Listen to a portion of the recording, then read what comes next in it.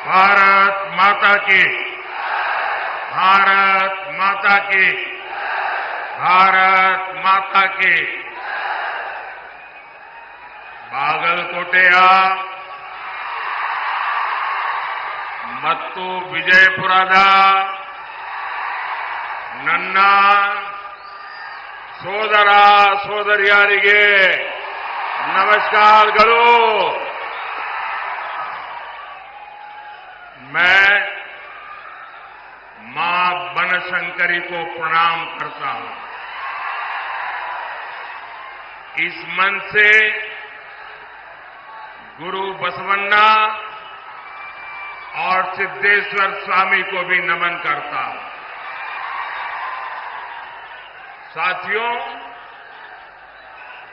आज सुबह ही हमें एक दुखद खबर मिली है। संसद में मेरे साथी बीजेपी के वरिष्ठ नेता और सामाजिक न्याय के अग्रणी सिपाही श्रीनिवास प्रसाद जी अब हमारे बीच नहीं रहे। श्रीनिवास प्रसाद जी कर्नाटका की चामराजनगर से सांसद थे। श्रीनिवास जी जमीन से जुड़े नेता थे, सच्चे अर्थ में जननेता थे। अपने इतने दशकों के सामाजिक जीवन में उन्होंने हर क्षण गरीबों, शोषितों, वंचितों की सेवा की। उन्होंने केंद्र और राज्य सरकार में कई अहम मंत्रालयों को भी दायित्व संभाला था। दलित वर्ग के सामाजिक उत्थान के लिए उन्होंने जो प्रयास किए, उन्हें हमेशा याद किया जाएगा। ईश्वर उन्हें सद्गति दे। उनके परिवार और समर्थकों के साथ मेरी संवेदनाएं हैं। साथियों, 2024 का चुनाव भारत का भविष्य तय करेगा। ये चुनाव विकसित भारत के संकल्प का चुनाव है। ये चुनाव आत्मनिर्भर भारत की सिद्धि का चुनाव है। हमारा संकल्प है कि नेक्स्ट कुछ ईयर्स में, आने वाले कुछ सालों में भारत विश्व की टॉप 3 इकोनॉमी बने। आप मुझे बताइए कि भारत को दुनिया की तीसरी बड़ी आर्थिक शक्ति कौन बनाएगा? कौन बनाएगा?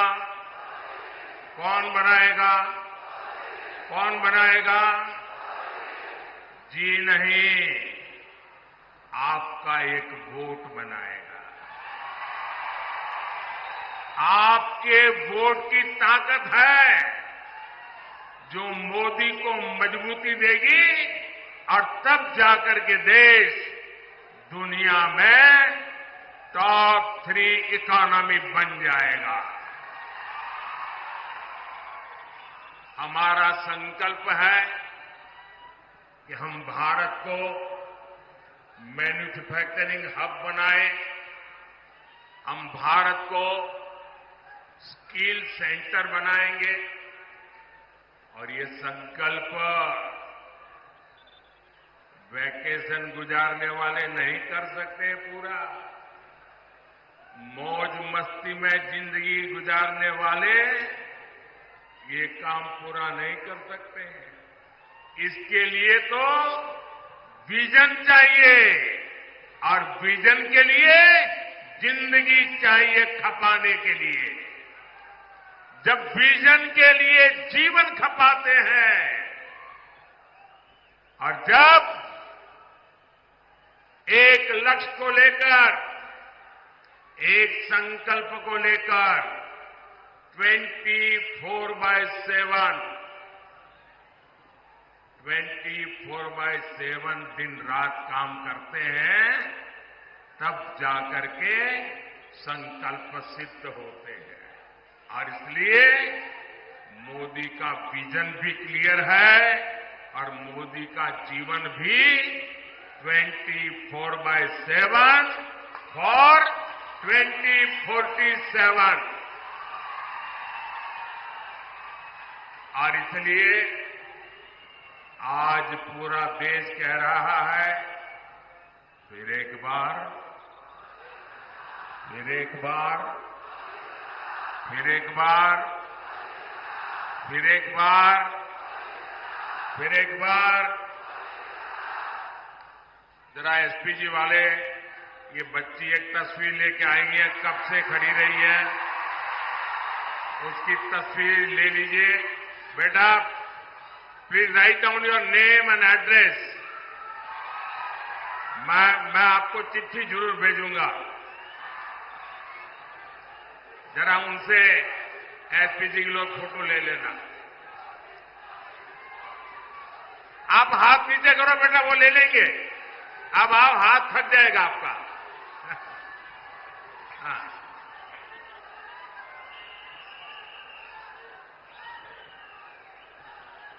अरे बाबा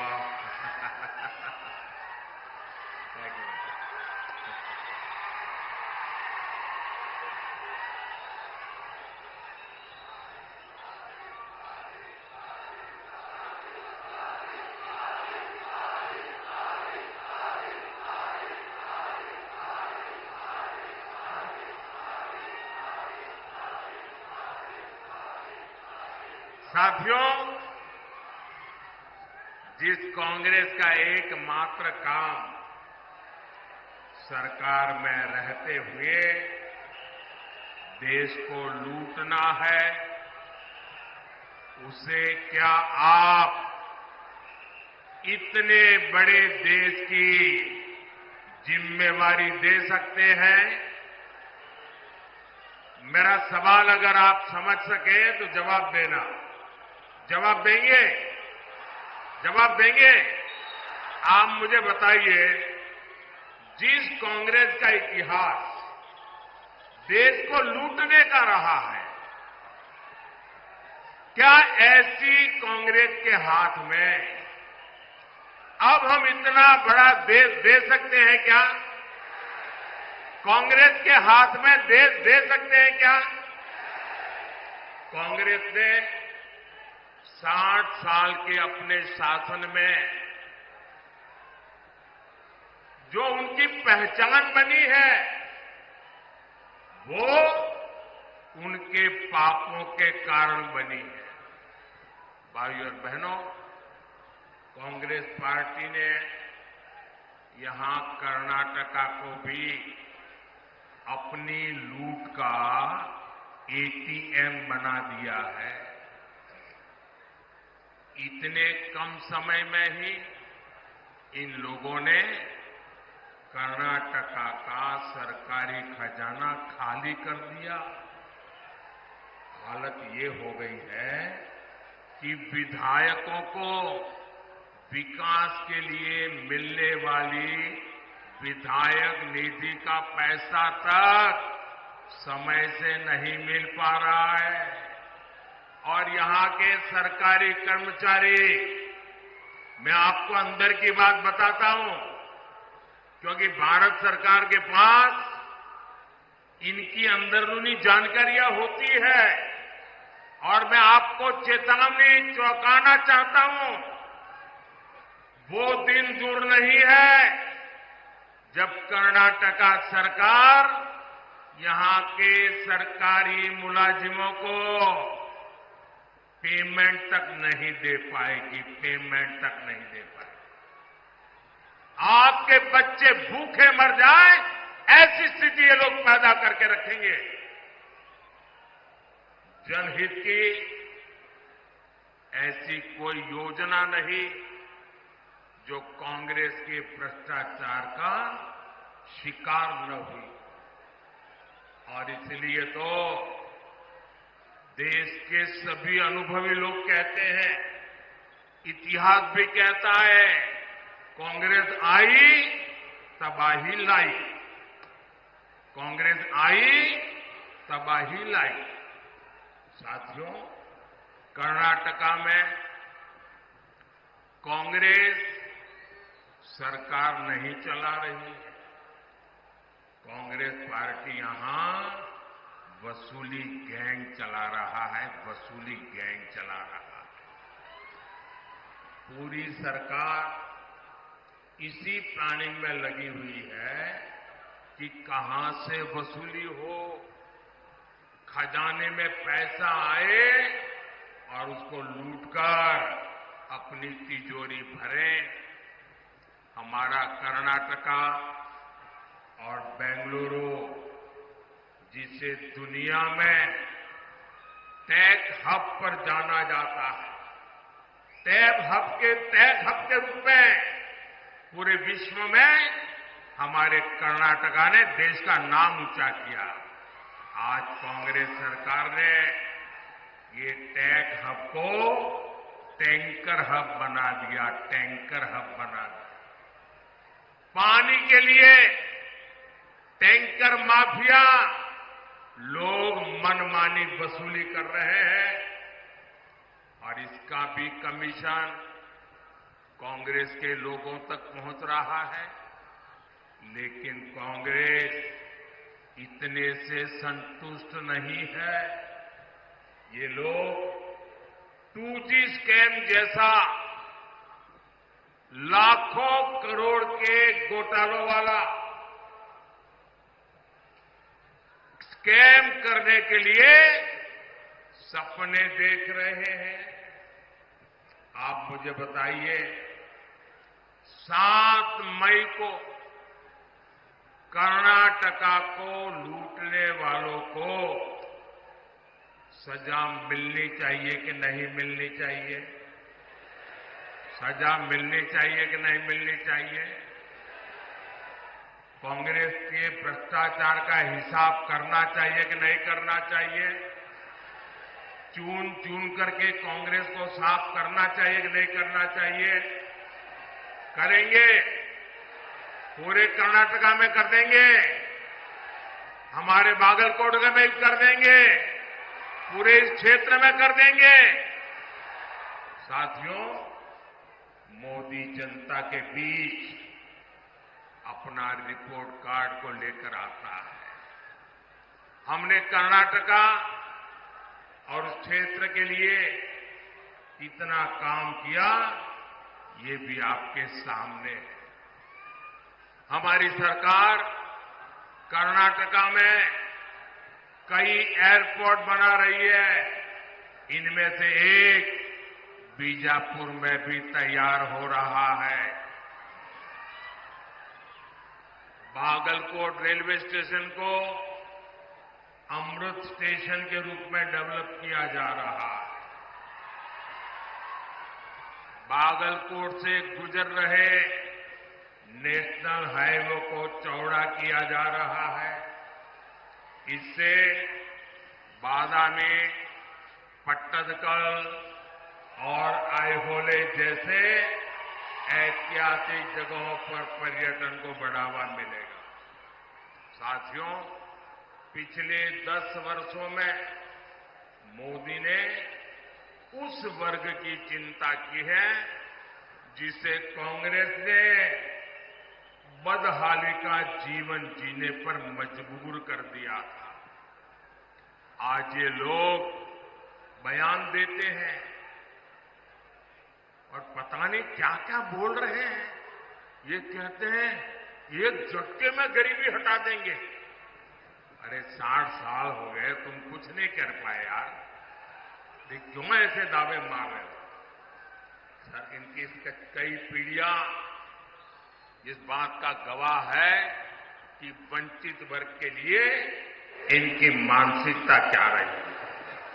करोड़ों परिवार इस देश में जीवन की मूलभूत जरूरतों से वंचित थे। उनके दुख, उनकी तकलीफ से कांग्रेस और उनके साथियों के कोई वास्ता नहीं था।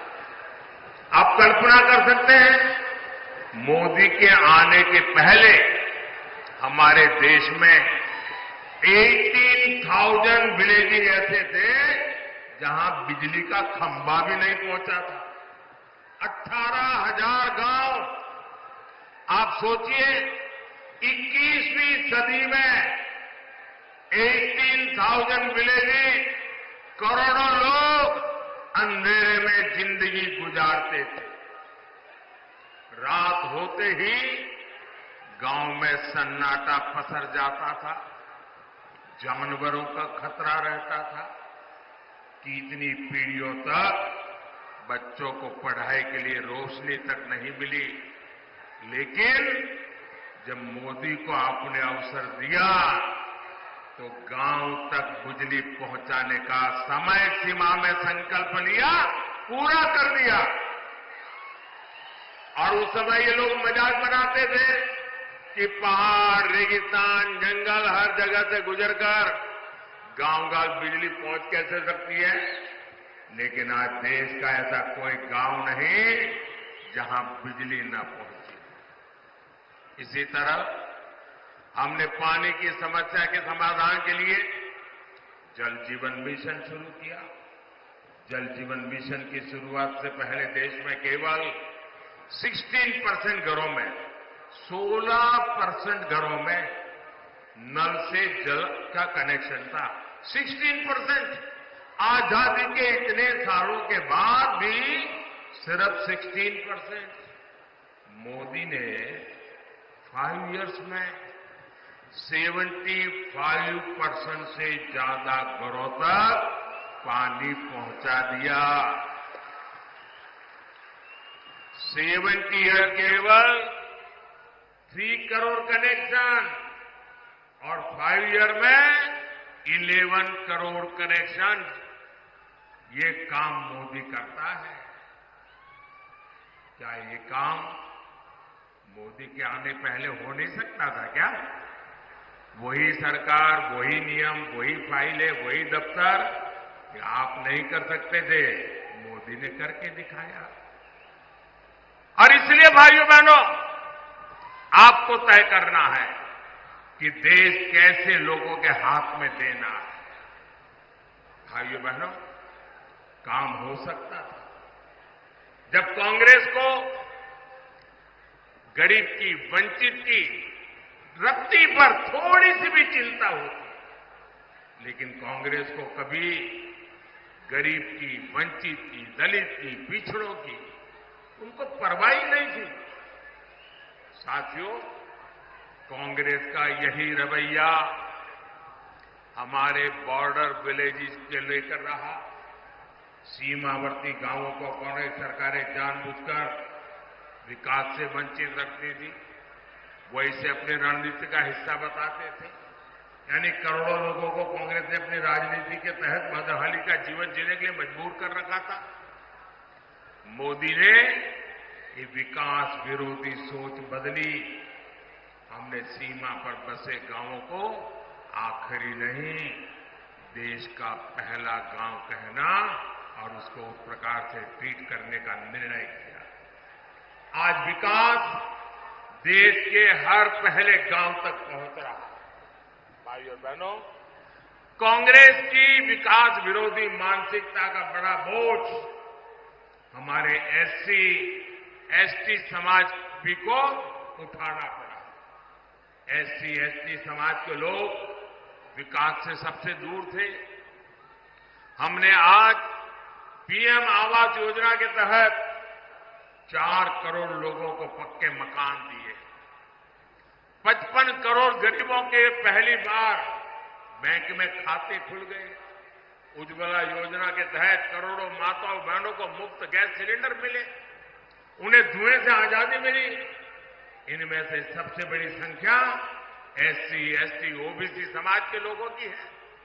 आज शिक्षा से लेकर रोजगार तक सरकार की योजना का बहुत बड़ा लाभ इस वर्ग को मिल रहा है।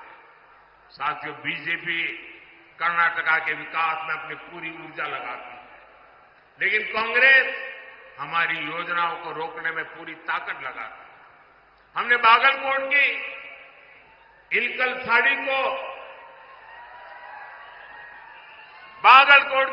साड़ी उसको वन डिस्ट्रिक्ट वन प्रोडक्ट योजना में शामिल किया, ताकि यहां के बुनकरों को, जिन्हें आप नेकारा कहते हैं, उनकी इनकम बढ़े। लेकिन कांग्रेस हमारे बुनकर भाई बहनों की जरूरतों पर ध्यान नहीं दे रहे। साथियों, यहां भी मंच पर हमारे येदियुरप्पा जी भी है। उन्होंने किसानों के कल्याण के लिए अपना जीवन समर्पित कर दिया। किसानों का हित बीजेपी की प्राथमिकता रहा। हमने हाल ही में शुगर केन का मूल्य बढ़ाया है। इथेनॉल के जरिए हम गन्ना किसानों की इनकम बढ़ा रहे हैं। लेकिन कर्नाटका सरकार ने सिंचाई परियोजनाओं को रोककर पानी का संकट खड़ा करके किसानों को परेशानी में डाल दिया है। साथियों, मैं आप सबको कांग्रेस के एक और खतरनाक गेम के बारे में आगाह करना चाहता हूं। जब से यहां कांग्रेस की सरकार बनी है, तब से कैसी कैसी घटनाएं हो रही हैं, ये आप जरा चिंता का विषय है। उसको एक साथ जोड़ करके देखिए, उसको टुकड़ों में मत देखना। आप सोचिए भाइयों बहनों, हुबली में क्या हुआ, हमारी एक बेटी के साथ क्या हुआ।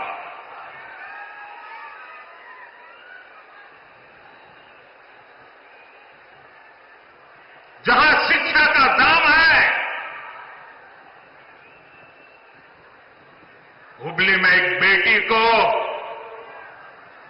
एक के बाद एक चाकू के घाव मार दिए जाए, वो दृश्य देखकर हर किसी का दिल दहल गया। लेकिन यहां की पूरी सरकार वोट बैंक को बचाने के लिए बेटी के सम्मान पर ही हमला करने में जुट गई। तुष्टीकरण के लिए कांग्रेस किसी भी हद को पार कर सकती है। साथियों, कर्नाटका में कट्टरपंथी ताकतें बेलगाम हुई है। कोई दुकानदार अपनी दुकान के भीतर हनुमान चालीसा सुनता है तो उस पर हमला हो जाता है।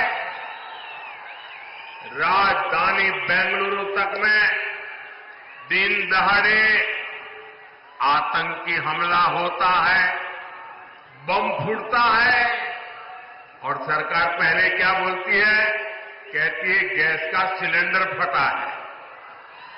ये गैस का सिलेंडर फटा है कि तुम्हारा दिमाग फटा है। बाद में कहते हैं ये बिजनेस राइवलरी थी। भाइयों बहनों, ये नॉर्मल क्राइम की घटनाएं नहीं है। ये आतंकवाद की, कट्टरतावाद की मानसिकता है, और कांग्रेस सिर्फ वोट पाने के लिए इस मेंटालिटी को प्रोटेक्ट कर रही है, प्रमोट कर रही है। साथियों, कांग्रेस की वोट बैंक की राजनीति के चलते अब देश में एससी, एसटी के अधिकार भी सुरक्षित नहीं है। एक और बीजेपी सरकार ने कर्नाटका में तलवारा समुदाय को एसटी का दर्जा दिया था। कर्नाटका में 3 लाख से ज्यादा परिवारों को हक्कू पत्र दिए गए, लेकिन कर्नाटका में कांग्रेस ने संविधान बदलने, एससी, एसटी, ओबीसी का हक छीनने का अभियान शुरू किया है। हमारा संविधान धर्म के आधार पर रिजर्वेशन की बात नकारता है, नहीं स्वीकारता है। लेकिन कर्नाटका की सरकार ने ओबीसी रिजर्वेशन का हिस्सा मुस्लिमों को दे दिया है। ये इतने से भी नहीं मानेंगे, इन्होंने पहले भी अपने मैनिफेस्टो में धर्म के आधार पर रिजर्वेशन देने के लिए कानून बनाने की बात कही।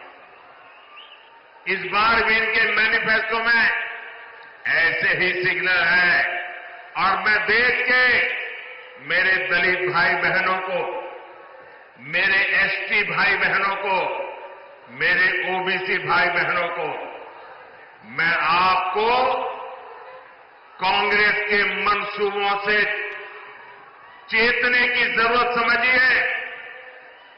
ये लोग धर्म के आधार पर अपने वोट बैंक को सुरक्षित रखने के लिए वो आपके अधिकार जो बाबा साहब आंबेडकर ने दिए हैं, जो भारत के संविधान ने दिए हैं, उस पर लूट चलाने की ताक में बैठे हैं।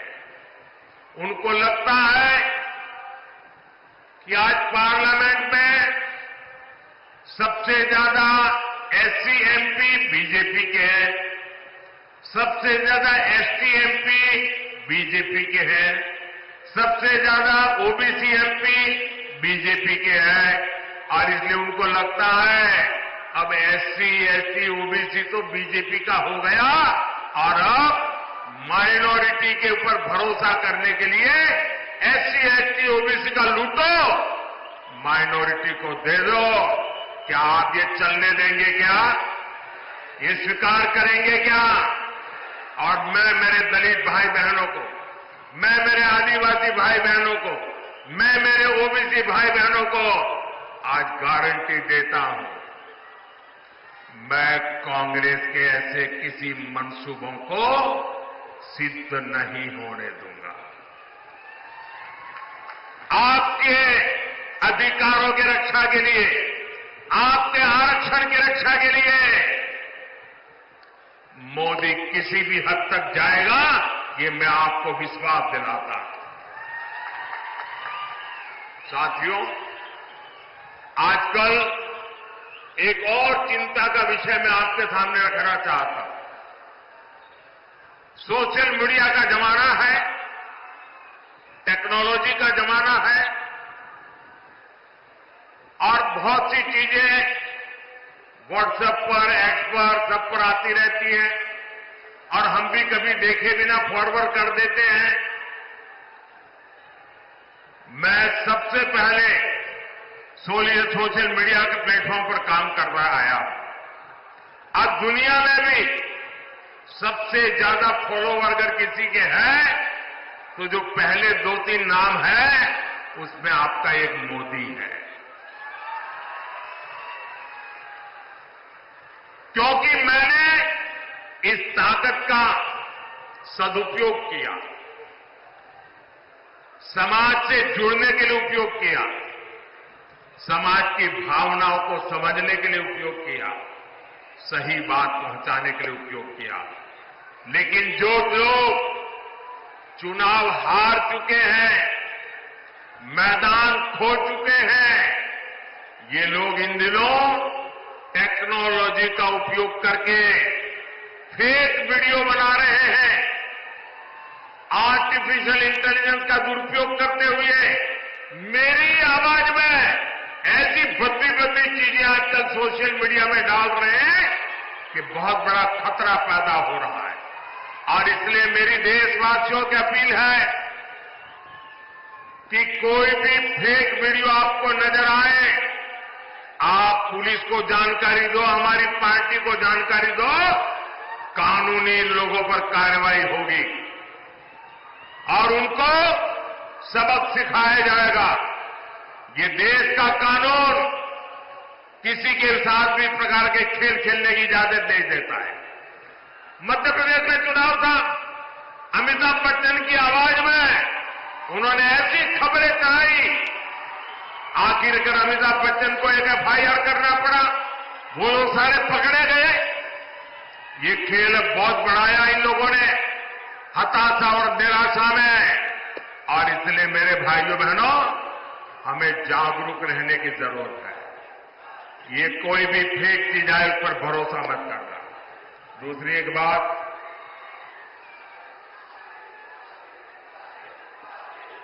देखिए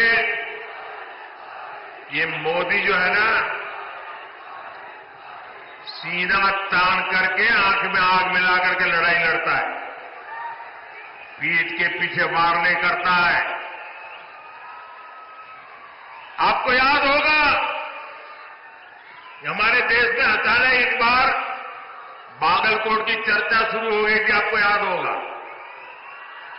जब मैंने बालाकोट में एयर स्ट्राइक किया तो बहुत लोगों को समझ नहीं आया बालाकोट है कहां, तो बागलकोट को ही बालाकोट बांध करके यहां बम गिरे कल आया, आधा पौना घंटा ऐसे ही चला। भाइयों बहनों, मैंने बालाकोट पर एयर स्ट्राइक किया, चोरी छुपे के नहीं किया, एयर स्ट्राइक कर करके प्रेस कॉन्फ्रेंस करके बताया कि आज हमने ऐसा ऐसा किया है और दुश्मन का इतना इतना नुकसान किया है। इतना ही नहीं, जब हमने एयर स्ट्राइक किया तो मैंने प्रेस को बुला के रखा था और फौज के लोगों को कहा था कि 11 बजे प्रेस को बताना है, लेकिन मैंने कहा कि उसके पहले मैं पाकिस्तान को टेलीफोन करके सूचना दूंगा कि आज हमने रात को एयर स्ट्राइक की है, तुम्हारे इतने लोगों को मारा, इतनी तबाही की है, उसको बता दूंगा, छुपाऊंगा नहीं। लेकिन पाकिस्तान वाले टेलीफोन पर ही नहीं आते थे, तो मैंने कहा इंतजार करो, हमारे फौज का लोग इंतजार करते थे। करीब 12 बजे बात हुई, उसके बाद मैंने दुनिया को बताया कि मैंने रात को एयर स्ट्राइक किया है और पाकिस्तान के छक्के छुड़वा दिए हैं। भाइयों बहनों, ये मोदी छुपाता नहीं है, न मोदी छिप करके वार करता है, जो भी करता है सामने से करता है, देश के लिए करता है। और आज भी जो लोग मेरे देश के निर्दोष नागरिकों को मारने की हरकत करेंगे, ये नया भारत है, घर में घुस करके मारेगा। साथियों, 7 मई को आपका वोट बैंक की राजनीति करने वालों को जवाब देगा। आपका वोट विकसित कर्नाटका, विकसित भारत की गारंटी बनेगा। मेरा अनुरोध है, बागलकोट से मेरे अनन्य साथी PC गड्डीगौड़ जी और बीजापुर से हमारे वरिष्ठ साथी रमेश जिनागी जी को विशाल बहुमत से विजयी बनाइए। आप यहां अपने परिवार में अपने परिचितों से कहिएगा कि मोदी जी आए थे, मोदी जी ने आपको प्रणाम कहा है, हर घर में मेरा प्रणाम पहुंचा देना। मेरे साथ बोलिए, भारत माता की, भारत माता की, भारत माता की। बहुत बहुत धन्यवाद।